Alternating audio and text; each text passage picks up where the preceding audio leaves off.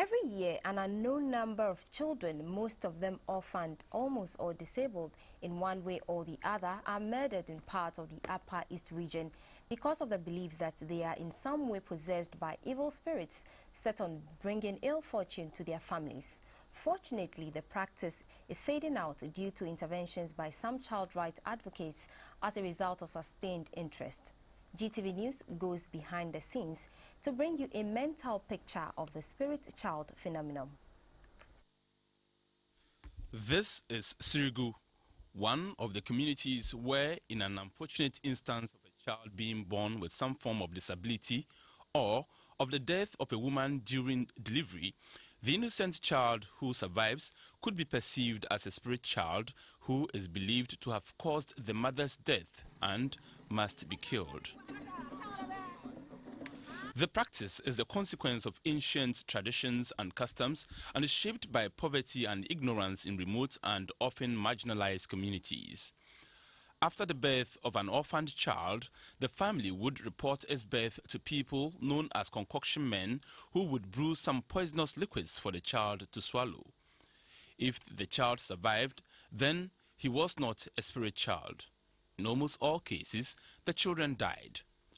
These reformed concoction men, Atambire Akanzaribe and Alawameba, who now prefer to be referred to as life promoters, narrate how they used to ply their trade. We used to prepare the concoction with some local herbs. Almost all the children died. Now I don't do it, but yes, some children die because of the concoction I give them. This used to be a special burial grounds reserved for spirit children. This was the place that the concoction men and the undertakers brought the child's body to bury. It is a site that people in the community used to fear a lot because they believed that the spirits of the evil children that were buried in this place haunted this place. Some NGOs, such as Africa's Ghana, have been at the forefront of advocacy and education in an attempt to eradicate the practice. It has not been an easy journey. It's been very difficult.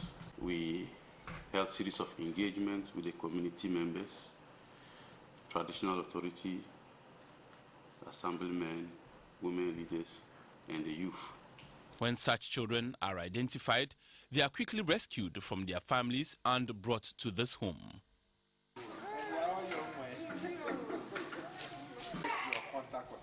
Innocent Incho is one of the lucky children who was rescued by Africates. On the day I was born, my mother got dead, and they were assuming I was a spirit child. I was rescued through baby's home. Actually, they brought me here, and I was taken to Accra for schooling, and I came back here always to stay with my father. Fortunately, the chiefs of 7 communities in the Upper East region, where the practice is predominant, have agreed to abolish the practice.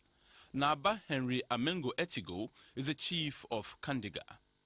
Something that we have gotten to know that it is a bad traditional practice. That is through education and religion. We got to know that it's not a good practice. Because only God that creates man, and it's only God that is supposed to take man's life. At Edeba, the chiefs openly pledged to report anyone who still practices as a concoction man or any family who discriminates against orphaned and disabled children to the police. The good news is that even before the official ban, there had been no recorded cases of the killing of spirit children in the area for the past 3 years. Abdul Hai Mumin, GTV News, Sirigu.